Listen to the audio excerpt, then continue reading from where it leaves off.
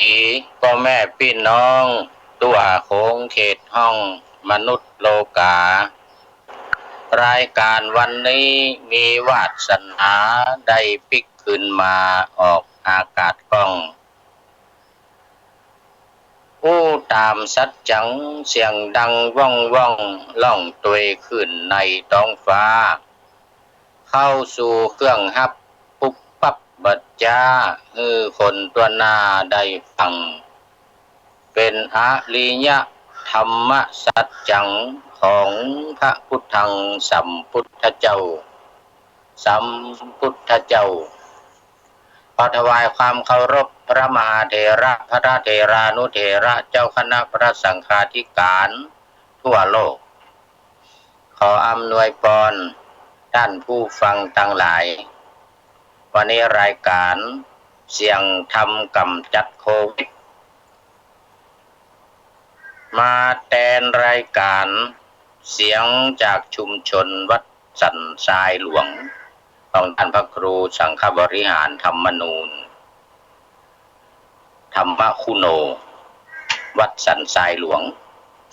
อาตมาพระครูปริยัติยานุศาสตร์ที่ปรึกษาเจ้าคณะอำเภอเมืองเชียงใหม่เป็นผู้ดำเนินรายการแทนมาหลายอาทิตย์แล้วก็คงจะดำเนินการไปเรื่อยๆก่อนจนกว่าท่านพระครูเป็นจะพร้อมเมื่อใดก็ค่อยมาเปลี่ยนกันแถมสลับสับเปลี่ยนกันออกอาจจะเป็น3 วัน2 วันหรือเว้นวันกันในจำนวน5 วันวันจันทร์ถึงวันศุกร์นี้อาจจะเว้นวันกันก็ได้ตอนนี้ก็อาจจะมาออกไปเรื่อยๆก่อนกูวันวันนี้เป็นวันผัดเป็นวันผัดที่8 พฤษภาคม2563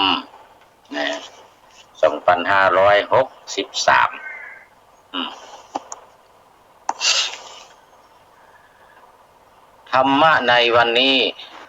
เดี๋ยวมาพูดถึงเรื่องของสถานการณ์โควิดเนี่ยสักหน่อยเนาะให้มันสมกับชื่อรายการให้มันสมกับชื่อรายการก่อนในวันที่7 พฤษภาคม2563ที่ผ่านมาแต่วานเนี่ยในประเทศไทยก็เป็นเพิ่มใหม่ขึ้นมาแค่3 รายเนาะแล้วก็หายใหม่ที่มารักษาแล้วเนี่ยหายเพิ่มทำ14 รายรักษาหายพลิกไปอยู่บ้านได้ตามสบายแล้วก็ที่รวมเป็นสะสมกันมาเนี่ยติดเชื้อโรคสะสมกันมา2,992ขาดไป8 คนจะถึง 3,000 2,992 คนที่อยู่ในโรงพยาบาลตอนนี้อาการหนักอยู่มี165 คน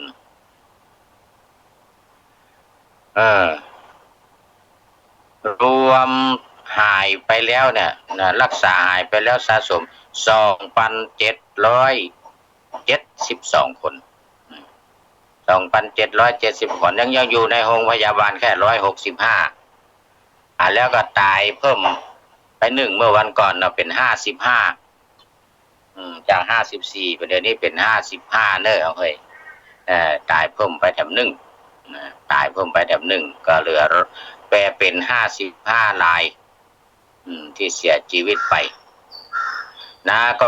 ยังดีกว่าหลายประเทศในโลกโดยเฉพาะในยุโรปเดี๋ยวนี้สหรัฐอเมริกาก็ยังคงเป็นอันดับ1อยู่ในจำนวน3 ล้านกว่าคนที่เป็นเนี่ยสหรัฐก็เข้าไป900,000 ปลาย900,000 ปลายเนี่ยเกือบล้านอ่ะขออภัย ข้อมูลนี่มันก็ข้อมูลก่อนมันล้านปลายแล้วล้านปลายติดเชื้อโรคเป็นโควิดโคโรนาไวรัสเนี่ยล้านปลายแล้วยังเป็นอันดับหนึ่งของทั่วโลกอันดับสองลงมาก็เป็นอิตาลีเหมือนเดิมเนาะอิตาลีเหมือนเดิมแล้วอันดับสามก็มาเป็นเยอรมันหมู่นี้ก็สลับกันไปสลับกันมาบางวันก็ยูเคขึ้นมาเนาะเยอรมันนี่หายไปหลายวันเอาปิกขึ้นมาทำละอันนี้ก็เป็นเหตุการณ์ทั่วโลกแล้วก็ในประเทศไทยท่านทั้งหลายก็รับทราบรับฟังกันผ่านทางโซเชียลทางไลน์ทางอย่างต่างๆกันเยอะไปหมดทางเฟซทางไลน์อินเทอร์เน็ตทั้งหลายนี่ออกกันนักเนาะนะ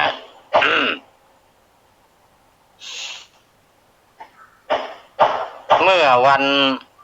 วิสาขบูชาที่ผ่านมาแต่ละต่างวัดวาอารามต่างๆที่มีการ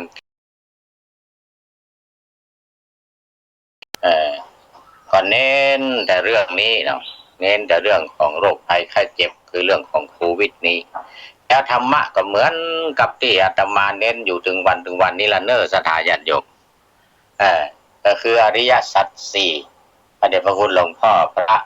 พรหมบัณฑิตเทศออกวันนี้เนาะออกอากาศวันนี้เนี่ยวันที่8เทศตั้งแต่วันวิสาขะละแต่ว่ามันออกอากาศวันนี้ทางสถานีโทรทัศน์มจรหมายเลข232เนี่ยหมายเลข232ตอนนี้ก็คงออกไปแล้ว8 โมงคงกำลังออกอยู่คงกำลังออกอยู่อาตมาก็ได้ฟังล่วงหน้าละก็เน้นธรรมะว่าถ้ามามีโรคมามีภัยไข้เจ็บมาเจ็บมาเป็นยังก็มาขึ้นหาหมอ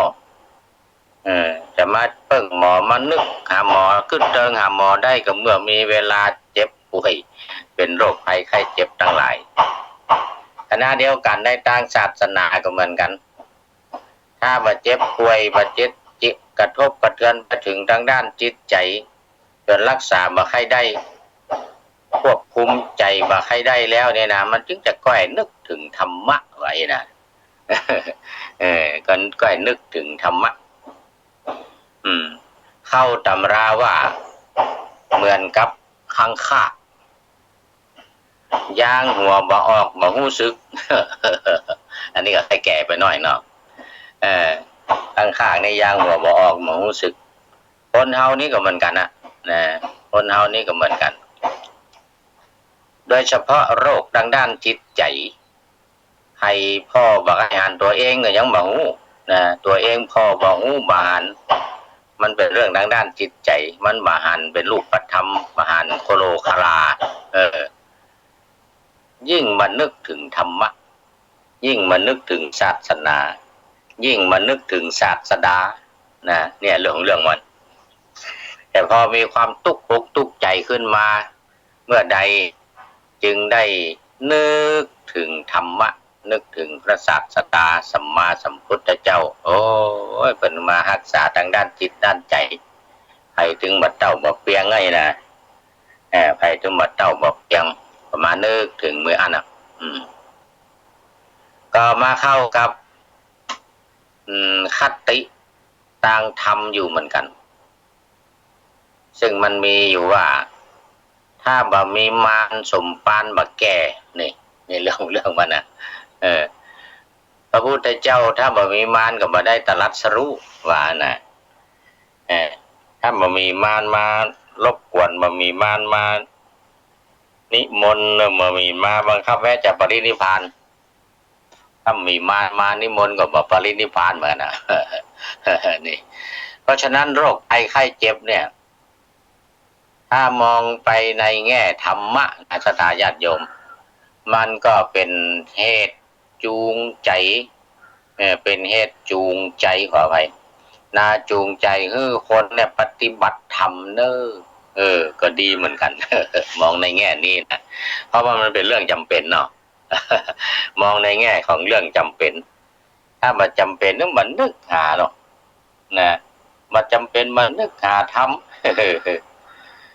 นึกหาพระพุทธเจ้ามันนึกหาศาสนาโอ้พอเป็นโควิดมาโคโรนาไวรัสมาเอาละทีนี้วดเดือดแต่ตอนวุ่นวายกันละเอาถึงเรื่องของธรรมะก็เหมือนกันหลวงพ่อเจ้าคุณพระพรหมบัณฑิตว่าพระสงฆ์องค์เนียนเงียบหมดเทศก็เทศไปเรื่องอื่นมาได้อู้เรื่องสำคัญของศาสนามาได้อู้เรื่องสำคัญของธรรมะที่จะรักษาทางด้านจิตใจรักษาทางด้านร่างกายเนี่ยมันไม่ได้เอ่ยถึงกันแล้วพอโควิดมากูวัดกูวา เน้นสงฆ์องค์เน้นแต่เรื่องธรรมะที่มันจะกำจัดโควิดว่าอาตมาเองก็ว่ามาหลายอาทิตย์แล้วเนี่ยตั้งแต่เริ่มเรื่องของเริ่มออกอากาศเริ่มออกอากาศวิทยุมากับเป็นเรื่องของโควิด เสียงทำกำจัดโควิดมาตลอดเนี่ยนะซึ่งก่อนหน้านั้นมาได้เคยถึงเพราะมันมีสาเหตุมามีโรคมามีภัยอย่างเข้ามาเบียดเบียนก็เลยมาได้อู้ถึงอริยสัจธรรม4ประการนี่นะหยุดไปเมินแล้ว พอมีเรื่องขึ้นมาอย่างเงี้ยมีโควิดขึ้นมานี่เอาละได้นึกถึงธรรมะละนึกถึงหัวใจของพระพุทธศาสนานะเพราะว่ามันเป็นเรื่องของการกำจัดทุกข์นี่อริยสัจธรรมทั้ง4ประการนี่แหละเป็นธรรมะที่พระพุทธเจ้าตรัสรู้เป็นธรรมะพระพุทธเจ้าที่รู้แล้วนำมาเผยแผ่รักษาโรคภัยไข้เจ็บทั้งทางด้านร่างกายและทางด้านจิตใจคือคนได้พ้นจากความทุกข์พ้นจากพิษภัยอันตรายทั้งหลายทั้งภายในถึงภายในถึงภายนอกนี่คือธรรมะเนอะนี่แหละคือธรรมะโดยเฉพาะก็หัวใจของพระพุทธศาสนาที่องค์สมเด็จพระสัมมาสัมพุทธเจ้าได้แสดงเป็นครั้งแรกอยู่ในธรรมจักรกับปวัตตนสูตรเป็นพระสูตรกันแรกในพระพุทธศาสนาเลยทีเดียวเอาล่ะแม้แต่พระพุทธเจ้าเองเนี่ยถ้าว่ามันมีโรคภัยไข้เจ็บมาเบียดเบียนนะมาได้ตรัสรู้มาได้ออกบวชนู่นมาได้ออกบวชไปหันคนเจ็บหันคนแก่คนเจ็บคนตายหันคนแก่คนเจ็บคนตายจึงนึกเบื่อหน่ายก่ายจังนี่ออกบวชเนี่ยเพราะนั้นโรคภัยไข้เจ็บเนี่ยมันถ้าจะว่ามองไปในทางแง่หนึ่งเนี่ยมันก็เป็นเหตุเนี่ยนะเป็นเหตุมากระตุ้นทางด้านจิตใจเนี่ยคือนึกหาธรรมนึกถึงการปฏิบัติธรรมถ้ามาหันมาปฏิบัติพระพุทธเจ้าถ้ามาหันคนแก่คนเจ็บคนตายซึ่งมันน่ากลัวขนาดนั้นเนี่ยก็ยังมาออกบวชเตือน เรื่องเบียร์เนี่ย มาออกบวชเนี่ยลุ่มลงมัวเมาอยู่ในปราสาท3 หลัง3 ฤดูอยู่หันแล้ว อยู่ในปราสาท3 หลัง3 ฤดูวันละพระเจ้าสุโธทนะก็บัดจัดหรอคนเท่านี่ว่าเอาเข้าไปเด็ดขาดแต่ในปราสาท3 หลังนะ เอาเปิดหูหรอเปิดหูว่าถ้าออกบวชเนี่ยจะเป็นศาสดาเอกถ้าออกบวชแล้วใครจะมาสืบทอดราชวงศ์ใครจะมาเป็นพระเจ้าแผ่นดินแทนนี่ก็ต้องปรนเปรอบำรุงบำเรอลุ่มหลงติดอยู่ในกามคุณติดอยู่ในบ้านในจองติดอยู่ในวัฏสงสารเนี่ยมาได้ออกบวชว่าได้ไปในขณะเรียนหนังสือก็ไปเอาจ้างครูมาสอนถึงที่ จ้างครูมาสอนถึงตีมันต้องไปเฮียนนะสติตักกศิลงศิลาอะไรมันต้องไปสมัยนั้นน่ะสมัยนั้นไผจะเฮียนหนังสือต้องไปตักกศิลาหรอกเออเออมาไปเอาจ้างครูมาสอนครูวิศวะมิตรครูอย่างทั้งหลายเนี่ยโอ้ที่เป็นเก่งวิชาน่ะจ้างมาสอนมาออกไปไหนวันค่ำคืนหุ่งนี่มีสตรีสาวสวยงามอยู่ล้อมรอบหมู่นี่โควิดทั้งนั้น โคโรนาไวรัสทั้งนั้นมารอบล้อมไว้บังเอิญเนี่ยบุญญาบารมีเพิ่นได้สร้างมาเนาะได้สร้างมาก็ออกประพาสป่าขอเถอะว่าน่ะตั้งแต่เกิดมานี่ยังไม่ได้ออกไปไหนกำเตื้อเจ้าชายสิทธัตถะอยู่กันในหัวในวังปราสาทสามหลังเนี่ยขอออกไปแอวห้องเตอะว่ะมันบุญญาบารมีใครจะมาถึงนะขอไปแอวห้องเตอะอีนะไปขอพระเจ้าสุโธทนะเจ้าหน้ากำจังย่าใดเนาะโอ้ตั้งแต่เกิดมาอายุ29 ปีแล้วยังไม่ได้ออกจากหัวจากวังไปไหนเถอะเอานี่ก็กักไว้มาเพื่อได้ไปหันคนแก่มาได้ไปหันคนเจ็บมาได้ไปหันคนตายคนหัวงอกนี่เหมือผ่านเข้าไปในพระราชวังเด็ดขาดคนหัวงอกนี่เหมือเข้าไว้ในราชวังนะกับคนสาวๆนั่นนะเอาอาหารการกินอย่างไปส่งก็คือคนหนุ่มคนสาวมดคนเฒ่าคนแก่มาเอามาเข้าไปมาเข้าไปเด็ดขาดแต่เข้าไปกับยุ่งนะเนี่ยแม้แต่พระพุทธเจ้าแม้แต่พระพุทธเจ้าก็ได้ตรัสไว้ว่าโอ้ทำ3 ประการเนี่ยนะเป็นเหตุให้พระพุทธเจ้าอุบัติขึ้นในโลกเกิดขึ้นในโลกถ้ามันมีความเกิดมันมีความแก่ความเจ็บความตายนะ3 อย่างเนี่ยมีทำ3 อย่างความแก่ความเจ็บความตายเนี่ยแต่ประตูเนี่ยมีอย่างคือสมณะหรอก3 อย่างเนี่ยไอ้เกิดนั่นมันต้องพูดถึงแล้วล่ะแก่เจ็บตาย3 อย่างเนี่ยแก่เจ็บตายหลวงพ่อเจ้าคุณเปิ้นก็เอาหัวข้อธรรมที่ว่ายัตสมาจะโคภิกขเวอิเมตโยธรรมาว่าธรรมทั้งหลาย3 ประการนี่นะธรรมทั้งหลาย3 ประการนี่คืออย่างความแก่ความเจ็บความตาย3 อย่างเนี่ยความแก่ความเจ็บความตายบอกว่าภิกษุทั้งหลายก็เพราะมีธรรม3 ประการเหล่านี้อยู่ในโลก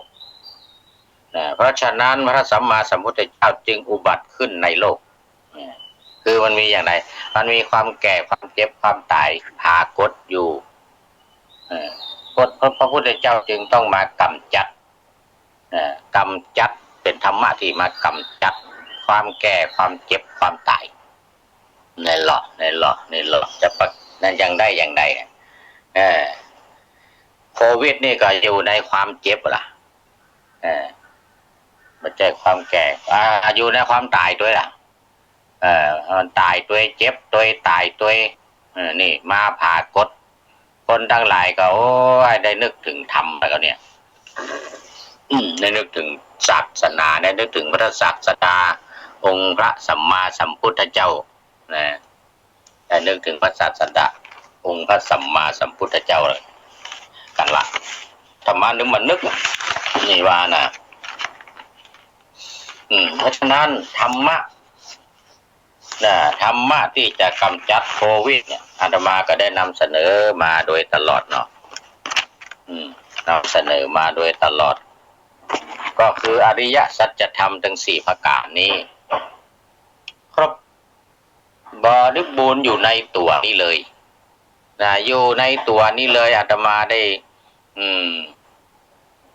ได้บรรยายเอาแก้ไขโควิดมาโดยตลอด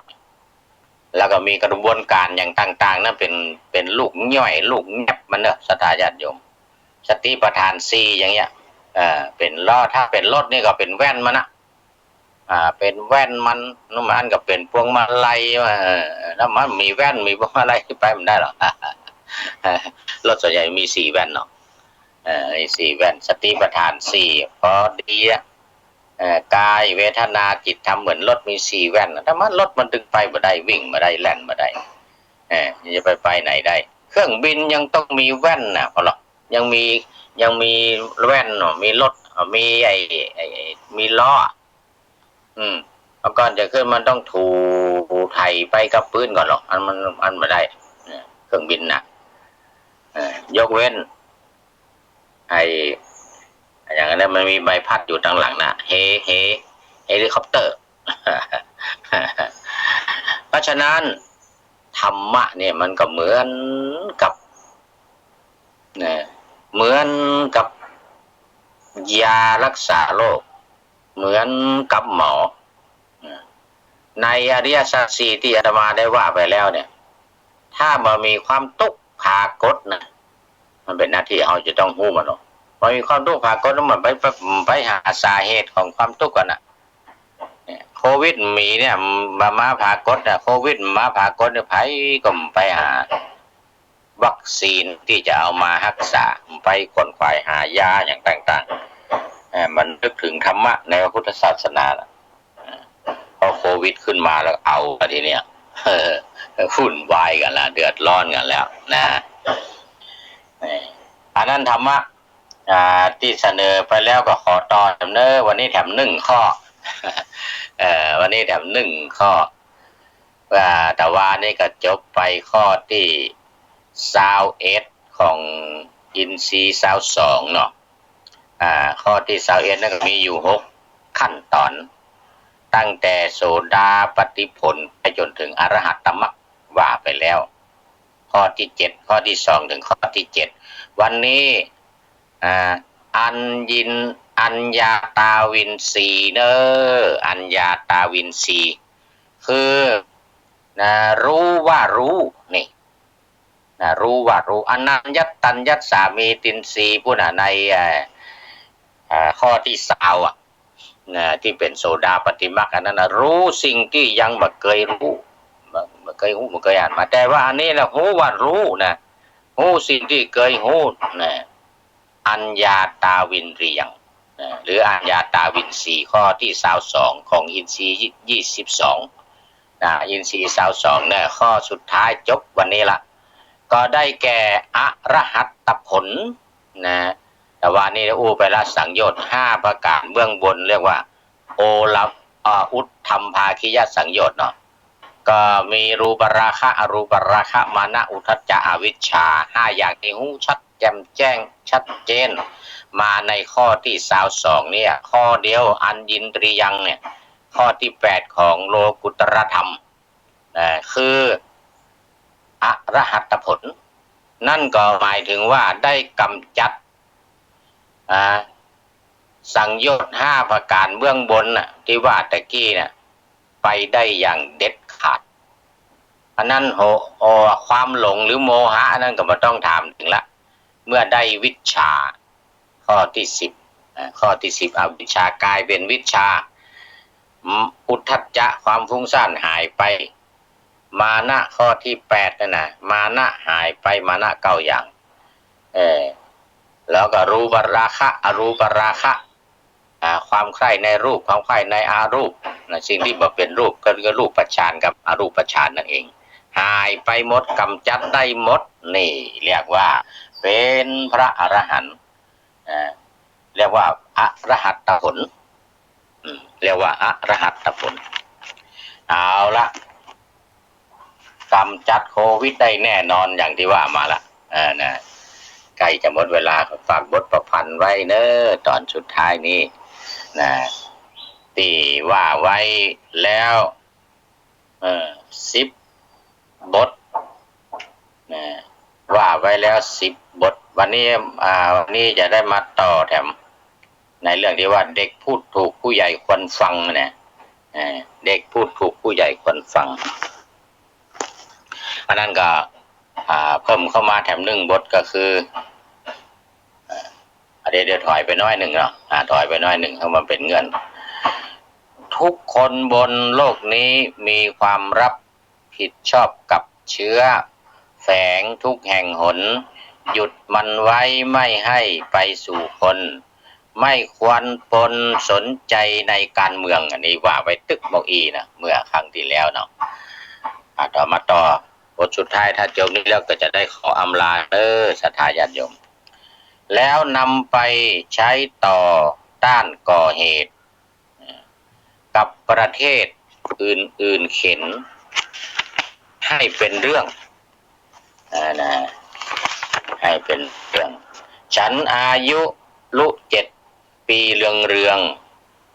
รู้ทั้งเบื้องหน้าเบื้องหลังทั้งปวงแต่ผู้ใหญ่ทำไมผู้ใหญ่ใจยังเสื่องไม่รู้เรื่องรู้ราวดูเหงาง่วงสิ่งทั้งหลายเกิดขึ้นยังไม่ห่วงพากันล่วงความสนใจนี่นะพากันล่วงความสนใจขอเจริญพร